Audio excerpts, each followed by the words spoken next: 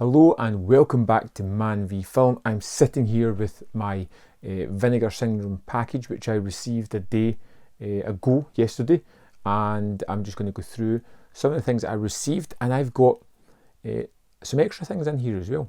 There's two movies I picked up for a friend who has urged me to watch them and review them first, and I want to get your opinion on a couple of these titles before I do so. So first up, we have Umberto Lenzi's Hitcher in the Dark. Of course, it's called Hitcher in the Dark. This movie takes place in daylight, almost every scene of it, and it's all about a guy travelling through America, young guy with a Winnebago, kidnapping hitchers and killing them until he gets one that looks kind of like his mum, and he kind of gets an attraction to her, and that leads down certain paths in that one, which is a movie that I rather enjoyed. I wasn't quite sure where it was going.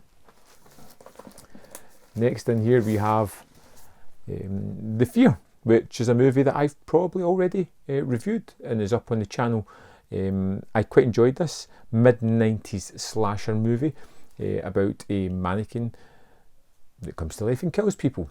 Takes a little while in getting there, but I loved the idea of all the story elements they threw in, even if there were too many. It was interesting, it was a little bit of a change, and it was something that was kind of different. One more title in the February package that I was really excited about, and that was the Forgotten Gialli Volume 3 set. This contains 3 movies, which I'll go into right now. So first off, or the first one out, we've got Crazy Desires of a Murderer. Now, I've not seen this one yet, and I know nothing about it, so I can't really comment on it as yet. Next up, we have Autopsy, which I loved. This had a really weird sensibility to it. It had a woman working in a morgue.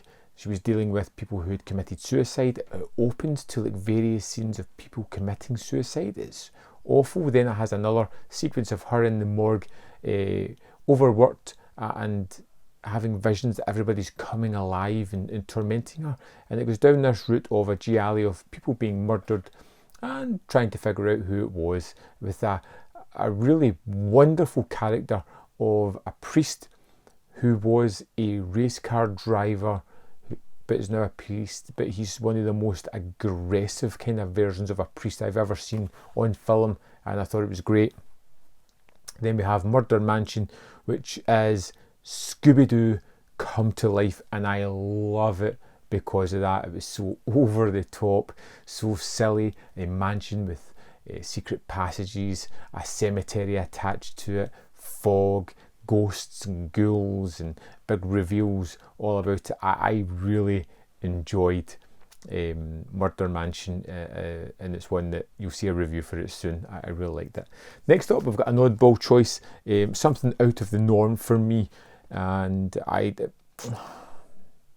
don't know if I'm ever going to watch it. Maybe. I picked up the 4K UHD of Sex World, which is a porno. Full-on porn movie from Vinegar Syndrome, who deal with these things, but I wanted to support them because they're putting out things in 4K which would normally never be released, and then you buy it and you're instantly like, am I ever going to watch that?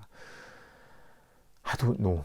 I really don't know. Maybe after watching the other couple of titles that I bought for my friend Alex, we shall see. Let's get to those titles and move quickly on. That one, the Sex World one, it comes with a 4K UHD, it comes with a Blu-ray, and comes with a CD soundtrack. I don't know. So we have Malabimba, which is a bit of a weird movie. This is a kind of horror movie, which after it was done and finished, someone went back and inserted hardcore sex sequences into the movie. I wish there was a version without that. I don't think there is, but I thought the film looked genuinely pretty decent and I was interested in it. So Alex has picked it up and told me to review it before I send it on to him. Last but not least is Let My Puppets Come. Do yourself a favour, watch the trailer on this. It looks gloriously bonkers and over the top. You've got to imagine that someone was in a wild amount of drugs while doing this, and I hope that this is going to kind of be incredibly funny and just pushing the boundaries of ridiculous nature. I have no idea at all, but like I said, these two, Alex, will be coming to you soon at some point. I guess I'm going to have to watch them. Are you guys even interested in me trying to review these kind of movies without being incredibly uncomfortable about talking about the fact? Let me know in the comment box below, and I'll see you next time on ManVFilm.